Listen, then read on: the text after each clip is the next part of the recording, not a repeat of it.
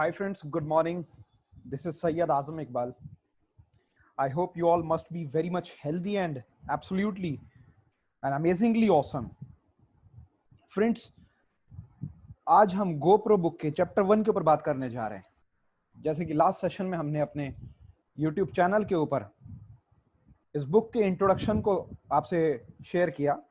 इस बुक के बारे में वर्ल्ड के टॉप 25 बिलियनियर नेटवर्कर्स, अरबपति नेटवर्कर्स क्या कहते हैं, उनके व्यूज, रिव्यूज एंड फीडबैक्स आपसे शेयर करें। ये बुक क्यों लिखी गई, इससे से ज्यादा कैसे फायदा लें, और इस बुक के थ्रू आप अपने करियर को एक ऊंचाई तक कैसे लेकर के जा सकते हैं, ऐसे किस तरह से इस बुक को यूज करें, और बहुत कुछ काम की बातें जो आपको इनिशियल लेवल पर जानना जरूरी, वो सब शेयर की गई। मैं समझता हूं कि अगर आज के इस सेशन को आप सुन पा रहे हैं तो उससे पहले आप पहले के सेशन को भी ऑलरेडी सुन चुके होंगे, और आगे के चैप्टर भी हम लोग एक एक हफ्ते के गैप से आप लोग के साथ में शेयर करते रहेंगे। ये वर्ल्ड के टॉप 10 कोचेस में से एक और राइटर्स में से एक जो है, नेटवर्क मार्केटिंग इंडस्ट्री के उस शख्सियत की लिखी हुई बुक है, जिनका नेम आपकी स्क्रीन पर सामने आपको दिखाई दे रहा है, मिस्टर एरिक वोरे। और ये बुक इस इंडस्ट्री के ऊपर लिखी गई वर्ल्ड की टॉप 10 बुक्स में से एक है, जो सिर्फ और सिर्फ इंग्लिश में अवेलेबल है। लेकिन आप लोगों के फायदे के लिए, आपकी आसानी के लिए इसको आसान हिंदी भाषा में अनुवाद करके और एक्सप्लेन करके आप लोगों के साथ में शेयर किया जा रहा है, जिसका आज हम लोग पहले अध्याय की बात करेंगे। चैप्टर 1, नेटवर्क मार्केटिंग सबसे उत्तम नहीं है लेकिन औरों से बेहतर है। इस चैप्टर का नाम है नेटवर्क मार्केटिंग इंडस्ट्री सबसे बेस्ट नहीं है। यहां पर भी इसके अपने अप्स एंड डाउन्स हैं, चैलेंजेस हैं, चुनौतियां हैं, स्ट्रगल्स हैं, मेहनत है, सक्सेस और फेलियर दोनों यहां इंक्लूड हैं। लेकिन अगर आप कंपैरेटिव स्टडी के साथ में किसी भी अदर इंडस्ट्री के साथ में इसको आप अगर कंपेयर करते हैं तो ये सबसे बेहतर है। दोस्तों, क्या आप बेचैन महसूस करते हैं? क्या आप खुद को असंतुष्ट महसूस करते हैं? क्या आप अपने काम और जीवन बनाने के तरीके को देखकर सोचते हैं कि कोई बेहतर रास्ता जरूर होना चाहिए? अच्छी खबर यह है कि हाँ, एक बेहतर रास्ता है, लेकिन यह रास्ता उन रास्तों से अलग है जो आपको स्कूल में सिखाए गए हैं। मैं आपको बताता हूं। मैं पूरे विश्व में यात्रा करता हूं। मैं लोगों को भागीदार बनाकर एक खेल खेलना पसंद करता हूं। मैं लोगों से पूछता हूं कि वह मुझे एक बेहतरीन व्यापार के बारे में बताएं, और यह भी बताएं कि आप कौन से गुण उस व्यापार में चाहते हैं और कौन सी बात उस व्यापार में नहीं चाहते। यह हमेशा एक दिलचस्प सूची बनती है। अगर हम आमने सामने बैठे होते तब मैं आपसे भी यही करने को कहता, पर ऐसा मुमकिन नहीं। इसलिए मैं आपको बताता हूं जो अभी तक 30 देशों के लोगों ने मुझे अपने विचार बताए, जिसे मैं कहना पसंद करता हूं उत्तम कैरियर सूची, परफेक्ट करियर लिस्ट। लोगों ने ज्यादातर वह विचार देना शुरू किए जो वह पसंद नहीं करते, यानी कि कौन सी चीज वो चाहते हैं कि वो नहीं होनी चाहिए उनके करियर में। यानी कि वो चाहते हैं कि कोई बॉस नहीं हो, विशेष कपड़ों की पाबंदी नहीं हो, समय की जल्दी नहीं हो, कोई कर्मचारी नहीं हो, कोई भेदभाव नहीं हो, कोई राजनीति नहीं हो, कोई समझौता नहीं हो, कोई उच्च ज्ञान की जरूरत नहीं हो। अब लोगों ने अच्छी सोच के साथ विचारों को देखा और अपने सकारात्मक गुण बताए जो उत्तम करियर में चाहते हैं, यानी कि वो बातें जो वो अपने परफेक्ट करियर लिस्ट में चाहते हैं। सकारात्मक यानी कि पॉजिटिव, अच्छे उत्पाद एवं सेवाएं, असीमित आय, अवशिष्ट आय यानी कि पैसिव इनकम, काम नहीं भी करें तो भी पैसा आए, अपने पसंद के लोगों के साथ काम करना, समय की आजादी, व्यक्तिगत विकास, अंतरराष्ट्रीय यानी कि इंटरनेशनल लेवल पर वो उसे बिल्ड कर सकें, जरूरतमंद की मदद में योगदान, कम खर्च में शुरुआत हो सके, आयकर सुविधा यानी कि इनकम टैक्स के बेनिफिट। आप अपनी पसंद के गुण विचार भी इसमें जोड़ सकते हैं। आप सोच के देखें, ऐसे गुणों से भरा करियर कितना रोमांचित होगा। सभी नौकरियां जिन्हें मैं जानता हूं वह इन 5 वर्गों में आती हैं। Number 1, blue collar, number 2 white collar, number 3 sales, number 4 पारंपरिक व्यापार यानी कि ट्रेडिशनल बिजनेस, नंबर 5 इन्वेस्टर्स। आइए सबसे पहले बात करते हैं ब्लू कॉलर करियर की। यह है विकिपीडिया परिभाषा। ब्लू कॉलर कर्मी वह मजदूर जो मजदूरी वर्ग में आते हैं, जो खुद मजदूरी कार्य करते हैं। मेरी परिभाषा में वह लोग जो किसी चीज को ठीक करने, बनाने, साफ करने, तैयार करने वाले कार्य करते हैं, वह ब्लू कॉलर में आते हैं। मैंने अपने जीवन में कई ब्लू कॉलर काम किए हैं और कोई भी व्यक्ति जो इस वर्ग में कार्य करता है उसे अपने कार्य में संपूर्ण संतुष्टि नहीं मिलती है। लेकिन यहाँ एक बड़ा सवाल आता है, क्या ब्लू कॉलर कार्य उत्तम करियर सूची में आ सकते हैं? यकीनन जवाब है नहीं। यकीनन जवाब है नहीं। बिल्कुल ऐसे कार्य में कुछ ही गुण विचार पूरे हो सकते हैं, यानी कि परफेक्ट करियर लिस्ट के सिर्फ कुछ ही पॉइंट्स इस तरह के ब्लू कॉलर करियर के अंदर पूरे हो सकते हैं, जैसे कि अच्छे उत्पाद मिलें या कम खर्च में शुरुआत की जा सकती है। लेकिन आप ध्यान से देखें तो ब्लू कॉलर आपको वह सब नहीं दे सकता जो आप चाहते हैं। अब बात करते हैं number 2 second point, white collar career की। यह है व्हाइट कॉलर विकिपीडिया परिभाषा, यानी कि विकिपीडिया की डेफिनेशन। विकिपीडिया के अकॉर्डिंग वह लोग जो अपने काम में पेशेवर प्रशासनिक कार्य ब्लू कॉलर वर्ग के लोगों के साथ करते हैं। मेरी परिभाषा में वह व्यक्ति जो किसी और द्वारा नौकरी पर रखे गए हैं, मजदूरी या सेल्स से अन्य कार्य को करने के लिए। अधिकतर लोग व्हाइट कॉलर वर्ग को अपनाते हैं क्योंकि सामाजिक रूप से उपलब्ध विकल्पों में यह वर्ग सबसे अधिक स्वीकार किया गया है। यह लंबे समय से सुरक्षित विकल्प के रूप में देखा गया है, यानी कि सुरक्षित इसमें सेव ऑप्शन की तरह से करियर को देखा जाता है। पर हाल ही में बहुत कुछ बदल गया है। जब तक आप कंपनी के प्रति वफादार हैं, कंपनी आपके प्रति वफादार रहेगी। मैंने अपने जीवन में व्हाइट कॉलर वर्ग में भी काम किया है। मेरे अनुभव के अनुसार दो तरह के लोग इस वर्ग में कार्य करते हैं, अचीवर्स और हाइडर्स। अचीवर्स वह लोग जो उच्च स्तर पर काम करना चाहते हैं। ऐसे लोग महत्वाकांक्षी यानी कि एम्बिशियस, प्रेरित और शक्तिशाली होते हैं, यानी कि स्ट्रांग होते हैं, कॉन्फिडेंट होते हैं, मोटिवेटेड होते हैं। ये उच्च विचारों से भरे होते हैं, यानी कि बड़ी सोच से भरे होते हैं और कॉर्पोरेट की सीढ़ी पर बढ़ना चाहते हैं, यानी कि प्राइवेट सेक्टर के अंदर तरक्की करना चाहते हैं, जिनमें महान गुण होते हैं। लेकिन अचीवर का एक नकारात्मक पहलू भी है। जब एक व्यक्ति अचीवर बनने का फैसला लेता है, वह औरों के लिए लक्ष्य यानी कि टारगेट बन जाता है। बॉस उसे नौकरी के लिए डराते हैं, इसलिए वह खुद को नीचे ही रोक कर रखता है। उसके साथी इस नजर से देखते हैं कि वह उन्हें नीचा दिखा रहा है या अपने प्रमोशन लेने में लगा है। तब वह अपनी उपलब्धियों को कमजोर करने की कोशिश करता रहता है। अगर आपको ऐसे शत्रुतापूर्ण वातावरण में अचीवर बनकर रहना है, तब आपको एक बात बहुत अच्छे से आनी चाहिए कि आपको अपनी कार्य कुशलता के साथ कुछ नहीं करना है। आपको यह समझना चाहिए कैसे राजनीति भरी दुनिया से दूर रहकर दुश्मनों से बचें और अच्छे विचार वाले लोगों से संबंधों को मजबूत बनाएं। वास्तव में कॉर्पोरेट दुनिया में से कुछ सबसे सफल व्यक्ति कभी अचीवर्स नहीं बने, वे अच्छे राजनेता हुए हैं। इसलिए अगर आप कॉर्पोरेट वातावरण में काम करने का फैसला लेते हैं और एक अचीवर बनना चाहते हैं, तब आपको यह सच्चाई स्वीकार करनी होगी कि आपको एक अच्छा राजनेता भी होना चाहिए। अब बात करते हैं हाइडर्स की। वह लोग जो राजनीति से नफरत करते हैं लेकिन फिर भी नौकरी करना चाहते हैं। वह सीख लेते हैं कैसे महत्वाकांक्षी अचीवर नहीं बना जाए, यानी कि एक एम्बिशियस अचीवर नहीं बना जाए। वह अलग होकर खड़े नहीं होते हैं, वह मीटिंग में चुप रहते हैं।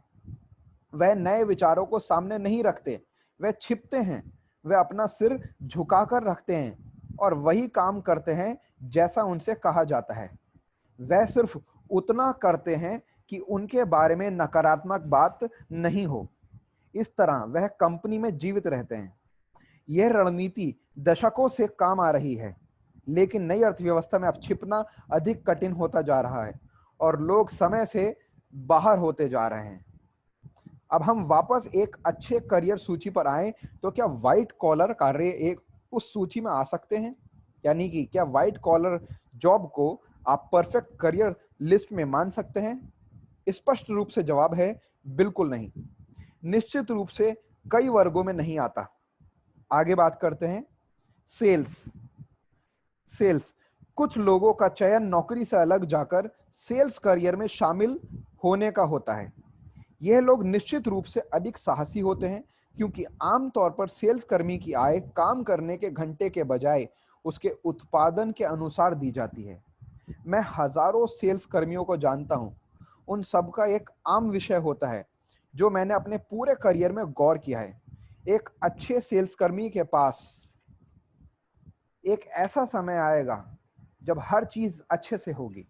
वह जो भी छुएगा सोना बन जाएगा और वह बहुत अच्छा पैसा कमाएगा। जितनी जल्दी ये सब होता है, वह लगभग अपनी जीवन शैली को उस उच्च स्तर की आय के अनुसार बना लेता है, मेंटेन कर लेता है। वह एक नया घर खरीदता है, नई कार लेता है, अपने बच्चों को बढ़िया स्कूल में भेजता है, घूमने जाता है, काम करता है। थोड़े समय के लिए सब कुछ अच्छा हो जाता है और फिर कुछ बदलता है।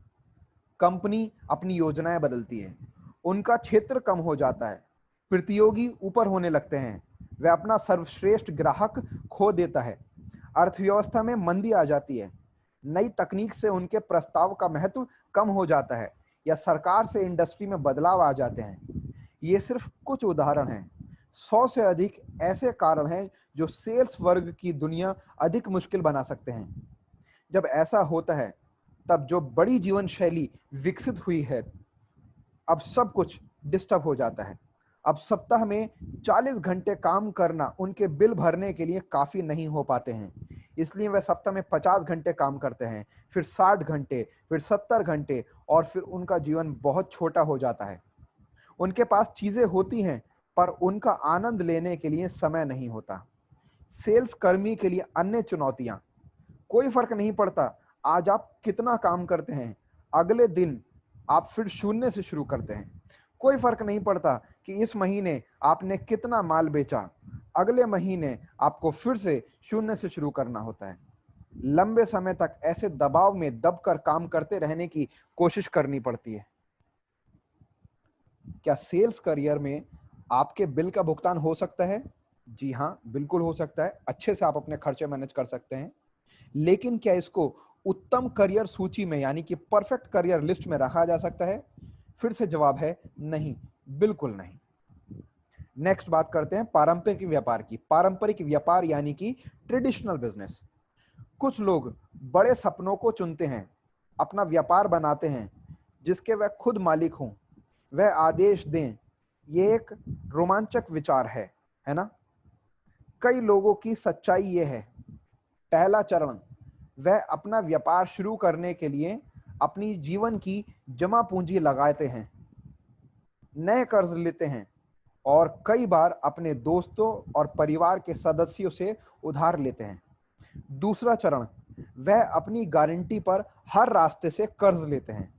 तीसरा चरण, अब वह जिस काम सेल्स में अच्छे होते हैं उसको छोड़कर सभी काम करते हैं। वह कानूनी मामलों में वकील के रूप में कार्य करते हैं, वित्तीय मामलों में कार्य करते हैं, लेन देन के मामलों में कार्य करते हैं, प्राप्य खातों यानी अकाउंटेंसी के मामलों में संग्रह एजेंसी के रूप में, कलेक्शन एजेंसी के रूप में या अकाउंटेंसी एजेंसी के रूप में कार्य करते हैं। वह सब कुछ करते हैं सेलिंग को छोड़कर, जिस कार्य में वह शुरू से अच्छे थे। चौथा चरण, वह संघर्ष करते हैं। अपने व्यापार के मालिक बनने के बजाय व्यापार उनका मालिक हो जाता है। वह उस व्यापार में काम शुरू करने वाले पहले व्यक्ति और काम छोड़ने वाले आखिरी व्यक्ति होते हैं प्रतिदिन। सभी के कामों का भुगतान देने के बाद हो सकता है कि वह अपने घर इतना पैसा ले जा सकें जिससे वह अपने बिलों का भुगतान यानी कि खर्चों का भुगतान कर पाएं। अकेले उस कर्जे को कम करते हैं जो व्यापार शुरू करते समय लिया था। पांचवा चरण, वह सफल होंगे या असफल होंगे। या तो वह एक सफलता के बिंदु तक पहुंचेंगे जहां उनका व्यवसाय कामयाबी पर होगा, या फिर असफल होकर दिवालियेपन के दायरे में आएंगे। कॉर्पोरेट कंपनी एवं सेल्स नौकरी में वापसी हो जाएगी, और अगर वह सफल भी हुए तब आमतौर पर उनका जीवन लंबे समय तक तनाव और स्ट्रेस में गुजरेगा। अगर आपने पहले कभी व्यापार शुरू नहीं किया और मेरे दिए गए विवरण से संतुष्ट नहीं हैं, तब आप अपने दोस्तों या उनके लोगों से पूछें या उन लोगों से पूछें जो व्यापार कर रहे हैं। अधिकतर लोग जो अपना पारंपरिक व्यापार यानी कि ट्रेडिशनल बिजनेस शुरू करते हैं, वे अपने निवेश में से वापसी के बारे में चिंतित नहीं होते। वे सिर्फ अपने निवेश की वापसी चाहते हैं, यानी कि इन्वेस्टमेंट के ऊपर एक्स्ट्रा एडिशनल प्रॉफिट की टेंशन नहीं होती। वो तो बहुत बात की बात है। सबसे पहले बस वो चाहते हैं कि जो लगाए है पैसा कम से कम वो तो निकल आए। ये स्पष्ट हो जाता है कि पारंपरिक व्यापार यानी कि ट्रेडिशनल बिजनेस एक अच्छे करियर सूची में, एक परफेक्ट करियर लिस्ट में शामिल नहीं हो सकता। नेक्स्ट बात करते हैं इन्वेस्टर। आज विश्व में कमाई करने के लिए एक वर्ग है इन्वेस्टर। एक इन्वेस्टर बनने के लिए आपको किन चीजों की आवश्यकता है?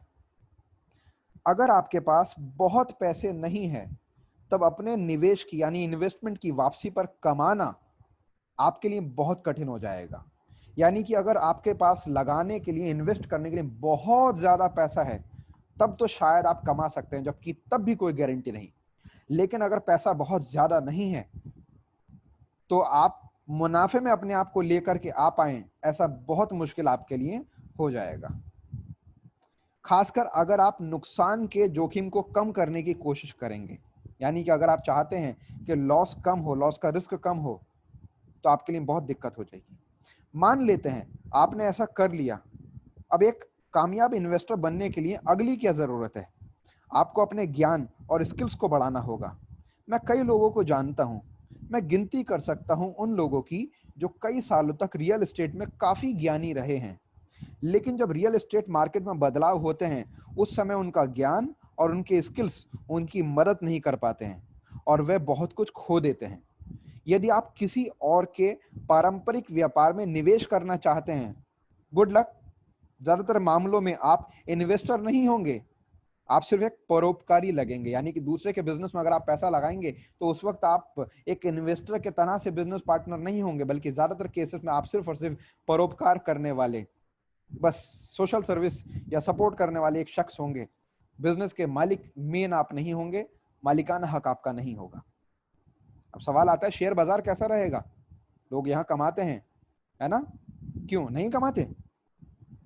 कुछ समय समय पर ऐसा करते हैं, पर मैं सफल लोगों से ज्यादा असफल लोगों को जानता हूं कि जिन्होंने शेयर मार्केट से कमाया वो बहुत कम लोग हैं, और जिन्होंने शेयर मार्केट में गंवाया वो बहुत ज्यादा लोग हैं। यहाँ रिटर्न मिलना मुश्किल, बहुत मुश्किल है। शेयर मार्केट के थ्रू रिटर्न मिलना, स्टॉक मार्केट के थ्रू रिटर्न मिलना बहुत मुश्किल है। जब आप नियंत्रण में ना हो, और आप यकीन माने आप इन्वेस्टर के रूप में खुद को नियंत्रण में नहीं रख सकते। कुछ भी हो सकता है, रातों रात कुछ भी हो सकता है। मैं आपको एक हकीकत बताता हूं।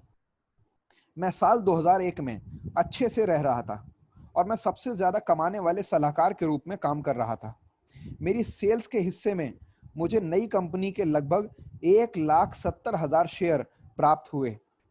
यह सार्वजनिक रूप से न्यूयॉर्क स्टॉक एक्सचेंज में शेयर की बिक्री $44 पर हो रही थी, जिसका मतलब है मेरे स्टॉक की कीमत $7.5 मिलियन के करीब थी। मेरी बड़ी कमाई और अच्छी पहचान थी, जीवन बहुत अच्छे से चल रहा था।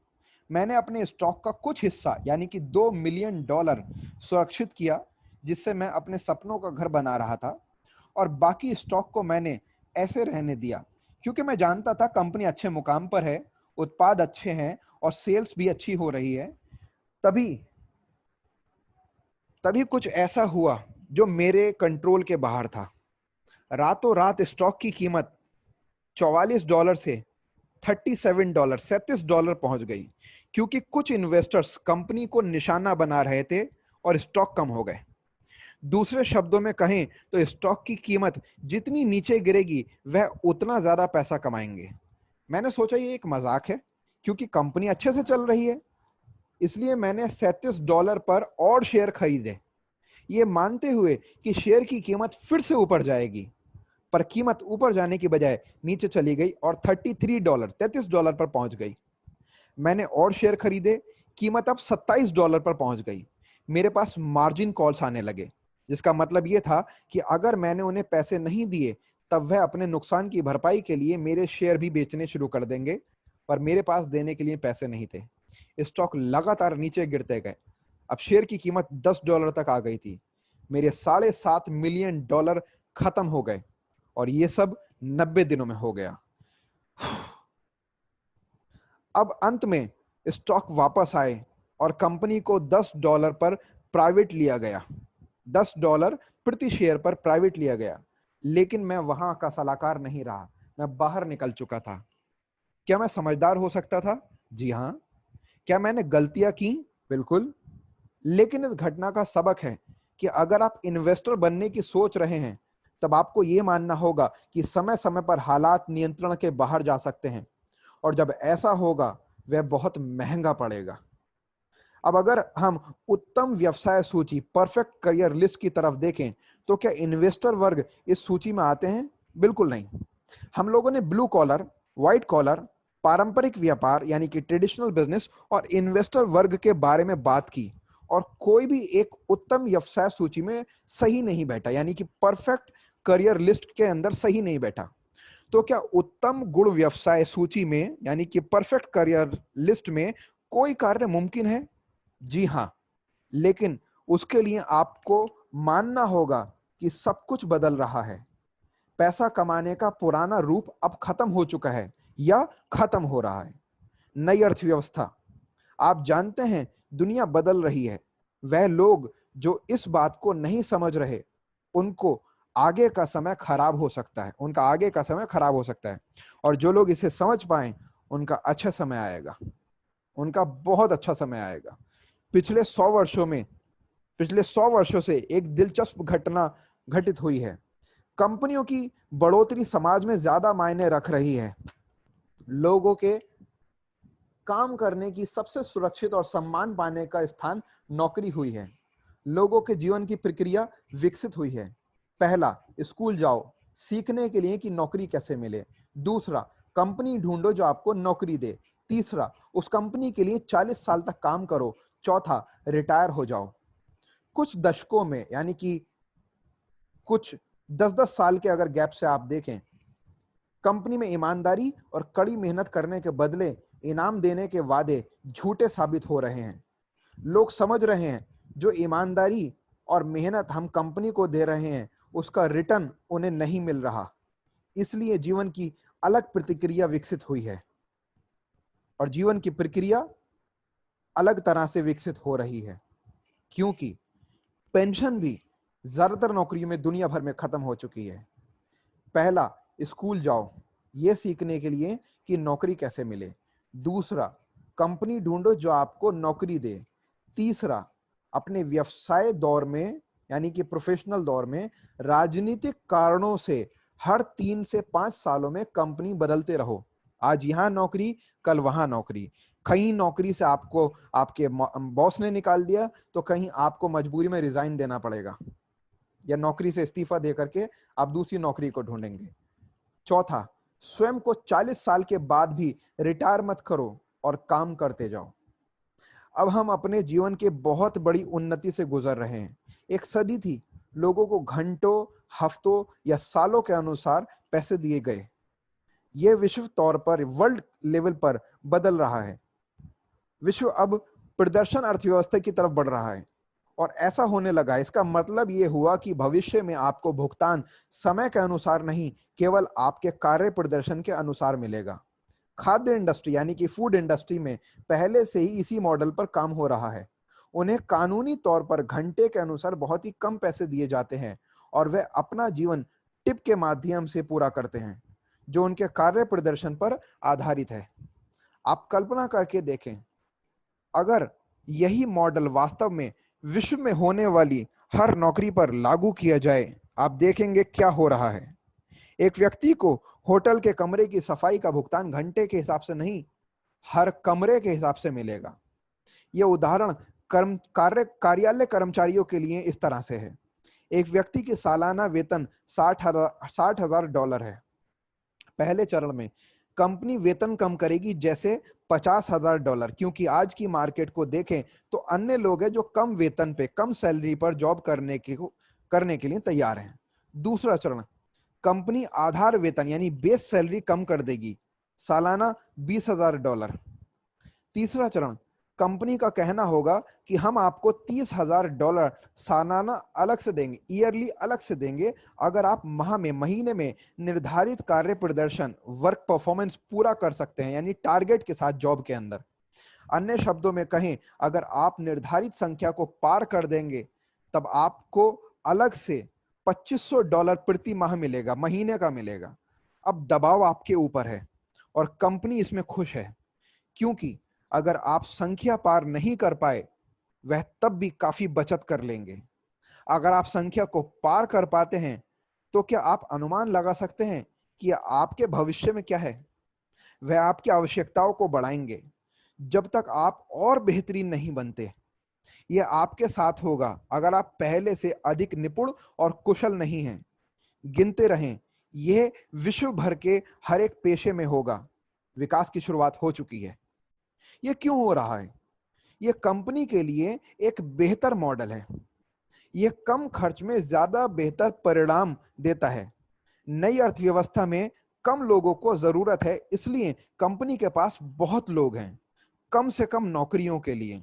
मैं आपको बताता हूं, नई अर्थव्यवस्था में कम लोग क्यों चाहिए। तेजी से बढ़ती टेक्नोलॉजी ने हर चीज को बदल दिया है। 100 साल पहले 90% जनसंख्या खेती बाड़ी में काम करती थी। आज बेहतर कुशल उपकरणों के कारण 1% से भी कम रह गई है और सभी किसानी नौकरियां जा चुकी हैं। आज आप मशीनों से बात करते हैं, यानी कि वह नौकरियां चली गई। पहले कॉल सेंटर में आप कॉल करते थे, या बहुत सारे कस्टमर केयर पे आप कॉल करते थे, तो वहां पर लोग होते थे। आज आप मशीनों से बात करते हैं, वो वाली नौकरियां चली गई। याद करें, जब कंपनी में काफी तादाद में सेल्स कर्मी होते थे, अब लोग ऑनलाइन ऑर्डर करते हैं और वह भी नौकरियां चली गई हैं। याद करें, बड़े बड़े सिनेमा घर और वहां काम करने वाले लोग, अब लोग अपने मोबाइल और टैबलेट में फिल्में देखते हैं और उनमें से बहुत सारी नौकरियां जा चुकी हैं। देखिए, बहुत सारे शॉपिंग मॉल्स, शॉपिंग सेंटर्स के अंदर पहले आपको कोई खाने की चीज खरीदनी होती थी, कोई पीने की चीज खरीदनी होती थी, आप जाकर के एक स्टॉल से खरीदते थे, और आज वहां पर कंप्यूटराइज्ड मशीनें लगा दी गई हैं, जिसमें आपको जो भी चीज चाहिए आप ले सकते हैं, पैसा डालिए और वो चीज आपके पास मशीन से निकल आएगी। यानी कि उस स्टॉल के ऊपर काम करने वाले लोगों की भी नौकरियां चली गई। मुझे किताब पढ़ना पसंद है, मुझे किताबें पढ़ना पसंद है, लेकिन आप नजदीकी किताबों की दुकान पर जाएं, वह जल्दी ही इतिहास में रह जाएंगी। मैं विश्व के लगभग हर वर्ग कार्यों को देख चुका हूं। टेक्नोलॉजी और कुशलता के कारण हर दिन नौकरियां खत्म होती जा रही हैं और हम इसे रोकने के लिए कुछ भी नहीं कर सकते। वास्तव में इसमें तेजी हो रही है। अगर आप बैठे बैठे इंतजार कर रहे हैं कि अर्थव्यवस्था में वापस उछाल आएगा और नौकरियां वापस आएंगी, तो ऐसा कभी नहीं होने वाला। जैसे किसानों के बच्चे दीवार की लिखावट देखकर नए व्यवसायों के लिए खेती छोड़ देते हैं, वैसा ही उन लोगों के साथ हो रहा है जो पुरानी अर्थव्यवस्था में काम कर रहे हैं। जीवित रहने के लिए उन्हें आंखें खोलकर सच्चाई देखने की जरूरत है और एक नया करियर खोजने की जरूरत है। दोस्तों, नेटवर्क मार्केटिंग और सभी से बेहतर है। मैं जानता हूं, सबसे बेहतर तरीका ना सिर्फ जीवित रहने के लिए बल्कि नई अर्थव्यवस्था में कामयाब होने का, वो है नेटवर्क मार्केटिंग। आज विश्व में महत्वपूर्ण उत्पाद और सेवाएं हैं जिनको जरूरतमंद लोगों तक प्रदर्शन करने के लिए जरूरत है, पहुंचाने की, प्रेजेंट करने की जरूरत है। उपभोक्ताओं को भी अभी भी शिक्षित होने की जरूरत है। कंपनी के पास विकल्प है, वह विज्ञापन की दुनिया से जुड़कर खुद को दिखा सकती है। वह अपने उत्पाद और सेवाओं को बेचने के लिए महंगे और कुशल सेल्स टीम नौकरी पर रख सकती है, या फिर वह नेटवर्क मार्केटिंग मॉडल का उपयोग करके विश्व के लोगों के सामने अपनी कहानी रख सकती है। ज्यादा से ज्यादा कंपनियां नेटवर्क मार्केटिंग का चयन करेंगी, क्योंकि ये नई अर्थव्यवस्था में सटीक बैठती है। वह सभी कॉरपोरेट समर्थन प्रदान कर सकते हैं और डिस्ट्रीब्यूटर्स को पूर्ण रूप से उत्पादों के प्रदर्शन के अनुसार भुगतान मिलेंगे। यह बहुत कुशल रहेगा क्योंकि नई अर्थव्यवस्था में मुंह शब्द यानी कि माउथ पब्लिसिटी विज्ञापन और अन्य रूप की तुलना में बेहतर काम कर रहा है। नई अर्थव्यवस्था में माउथ पब्लिसिटी विज्ञापन और अन्य रूप की तुलना में बेहतर काम कर रहा है। कंपनी जो पैसा विज्ञापन में खर्च करती थी वही पैसा डिस्ट्रीब्यूटर्स को उनके प्रदर्शन के अनुसार देगी। एक एंटरप्रेन्योर के रूप में आप खुद को मान सकते हैं कि आपको पारंपरिक व्यवसाय के सभी फायदे मिल सकते हैं बिना किसी नुकसान उठाए और आपकी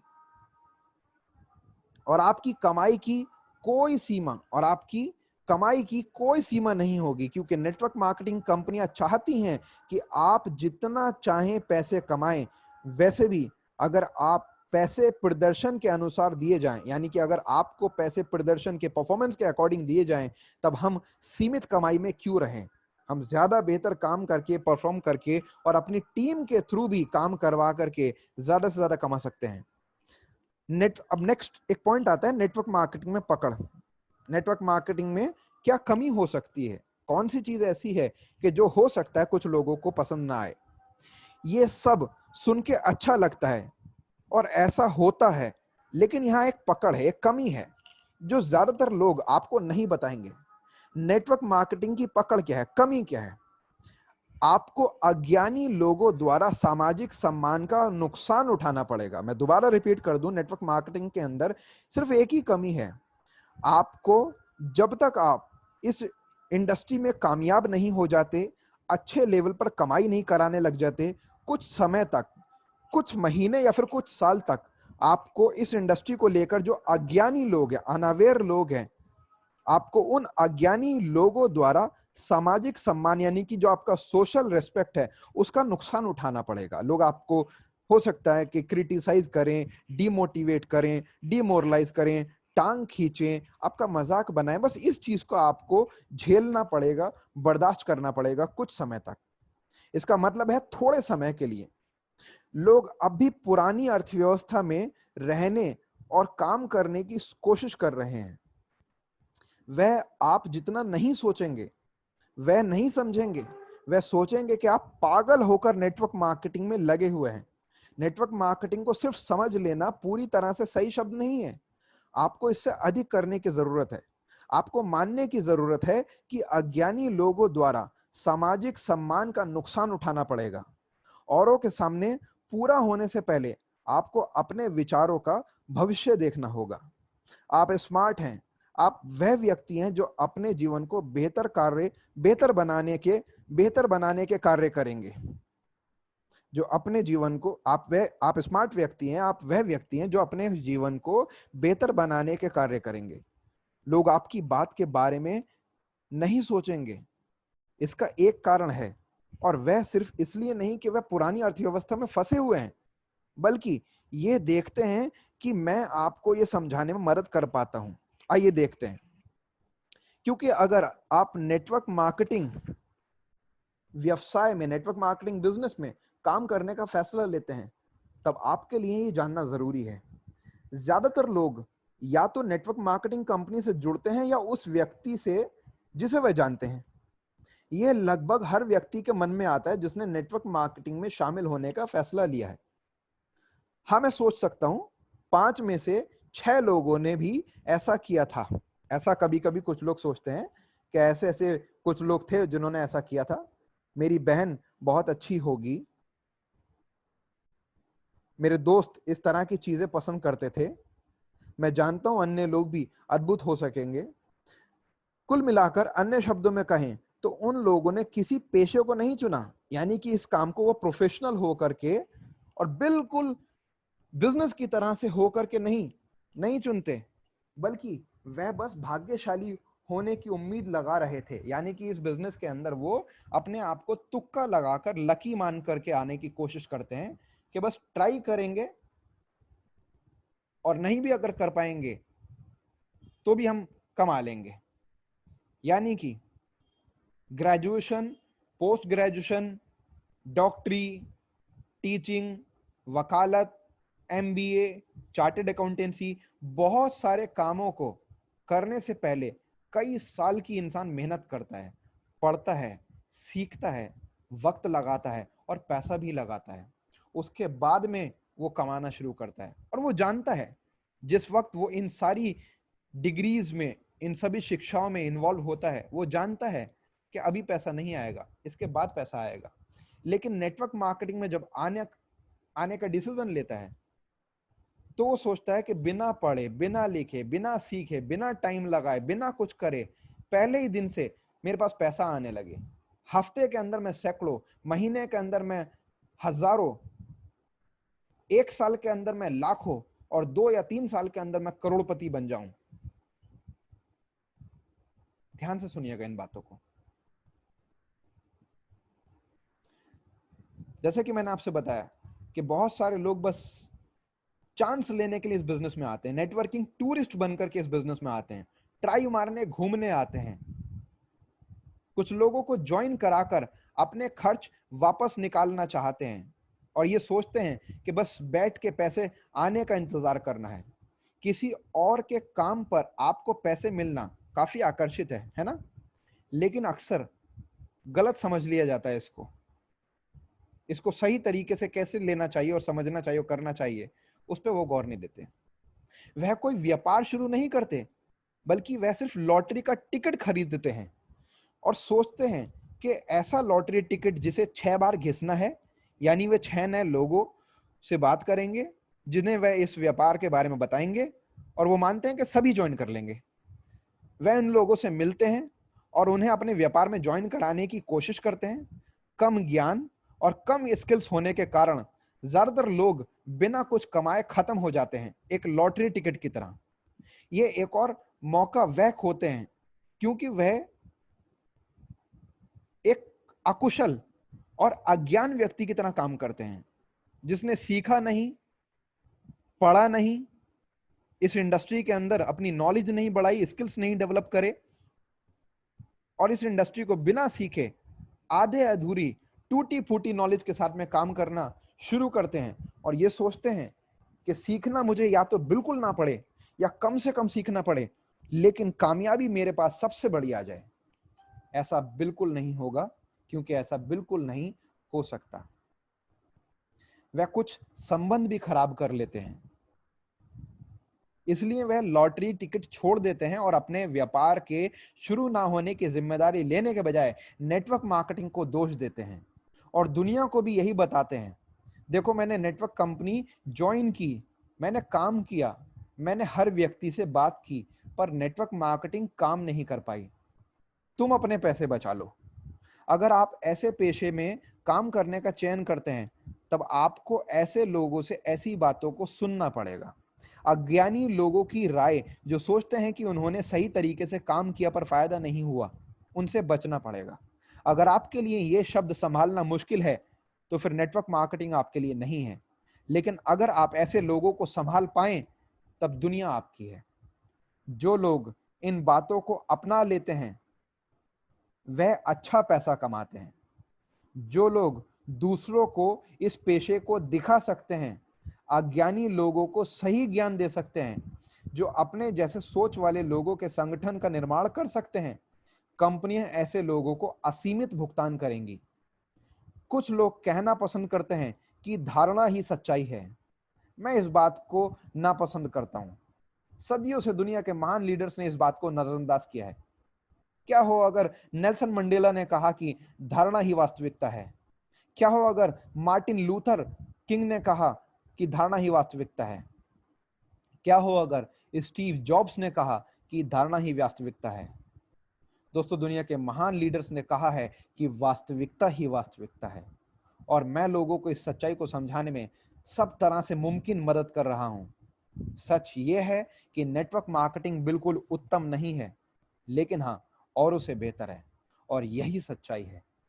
यहां पर भी अपनी चुनौतियां हो सकती हैं, अप्स एंड डाउन्स हो सकते हैं, फेलियर्स एंड सक्सेस हो सकते हैं, चैलेंजेस हो सकते हैं, चुनौतियां हो सकते हैं, स्ट्रगल हो सकते हैं, लेकिन बाकी सभी इंडस्ट्रीज और सभी करियर ऑप्शंस के मुकाबले ये सबसे ज्यादा बेहतर है। दोस्तों इस ऑडियो को दोबारा सुनिएगा, बहुत संभाल के सुनिएगा और इसको अप्लाई कीजिए अपने ऊपर, फॉलो कीजिए और तब तक सुनिएगा जब तक एक एक बात आपको 100% समझ में ना आ जाए और आपके दिल दिमाग में छप ना जाए। और इसके ऊपर नोट्स बना करके अपनी टीम को ट्रेनिंग दीजिए, अपनी टीम की काउंसलिंग कीजिए, अपनी टीम को सारी टीचिंग्स प्रमोट कीजिए और इस ऑडियो को, इस सेशन को, गोप्रो के आज के इस चैप्टर को, इसके इस लिंक को आप अपनी पूरी टीम से शेयर कीजिए। जो पुराने लोग हैं उनसे भी, जो नए लोग हैं उनसे भी। खुद भी सुनिए, बार बार उनको भी सुनाइए और बार बार बीच बीच में भी आप उनको सेंड करते रहिए। यकीन मानिए कि अगर आपने इन बातों को प्रैक्टिस कर लिया और मैक्सिमम अपने दिमाग में बैठा लिया तो आप बहुत फायदा लेंगे। Thank you so much. धन्यवाद।